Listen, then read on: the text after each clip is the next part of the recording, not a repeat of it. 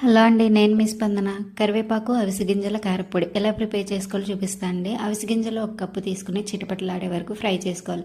Next అదే బాండిలో 1 table spoon oil వేసుకుని కొన్ని పల్లీలు వేసుకుని 2 నిమిషాలు ఫ్రై చేసుకోవాలి. నెక్స్ట్ చిన్న వెల్లుల్లిపై 2 టేబుల్ స్పూన్లు ధనియాలు వేసుకుని 2 నిమిషాలు ఫ్రై చేసుకోవాలి. ఇవి ఫ్రై అయిన తర్వాత 1 టేబుల్ స్పూన్ జీలకర్ర, 15 ఎండుమిర్చి వేసుకొని దోరగా వేయించుకోవాలి. ఇవి వేగిన తర్వాత మీకు కరివేపాకు ఎంత కావాలంటే అంత తీసుకోండి.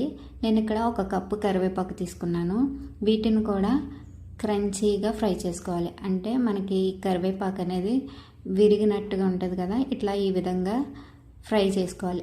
ఇవి చల్లారిన తర్వాత మిక్సీ జార్లో వేసుకుని రుచికి సరిపడినంత సాల్ట్ వేసుకుని మిక్సీ పట్టుకుంటే మనకి కరివేపాకు, అవిసె గింజల కారపొడి అనేది రెడీ అయిపోయిందండి. ప్రతిరోజు భోజనం చేసేటప్పుడు 2 టేబుల్ స్పూన్లు ఈ పొడిని వేసుకుని తింటే మనకి ఎంతో ఆరోగ్యంగా ఉంటుంది.